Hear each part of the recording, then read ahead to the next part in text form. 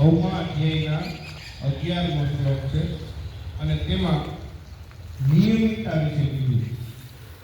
નિયમિતતાનો ગુણ છે એ ગીતાની અંદર કેવી રીતે કીધો છે તો એનું આપણે ખાલી પહેલા પારાયણ કરીએ. સતતમ કીર્તયંતો મામ યતંતશ્ચ દૃઢવ્રતઃ નમસ્યંતસ્ય માં ભક્ત્યા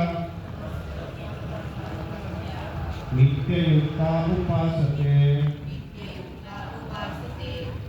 આમાં જે આપણે રિયાઝ કરીએ જે ગુણ પાડવાનો છે ને એ રીતના છે કે આપણી દરેક બાબતની અંદર નિયમિતતા આવી જોઈએ.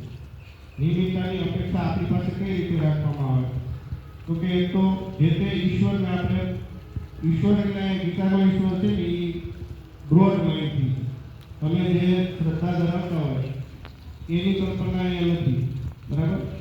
એટલે જે તે ભગવાનને તમે માનતા હોય તો એમાં તમારી દ્રઢ શ્રદ્ધા હોય કે બીજી વસ્તુ કે એની ઉપાસના કરતાં શું કરવાનું તો કે નિયમિતતા જે કામ કરીએ છીએ એમાં આપણે પ્રામાણિકપણે અને એ કામને યશસ્વી બનાવવો હોય તો એમાં આપણી 100% નિયમિતતા જોઈએ. એટલે વિદ્યાર્થી તરીકે આપણે અંદર જો લેક્ચર કરવાનું હોય એમાં પણ નિયમિતતા હોવી જોઈએ.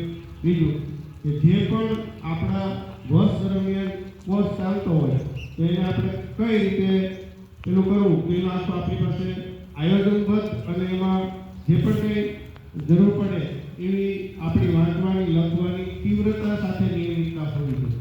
તો એ ગુણ છે એ આની અંદર આપણને કીધો છે. એના કારણે શું થાય તો કે જે પણ કંઈ આપણે જે સિદ્ધિ પ્રાપ્ત કરવી હોય તે આપણે પ્રાપ્ત કરી શકીએ.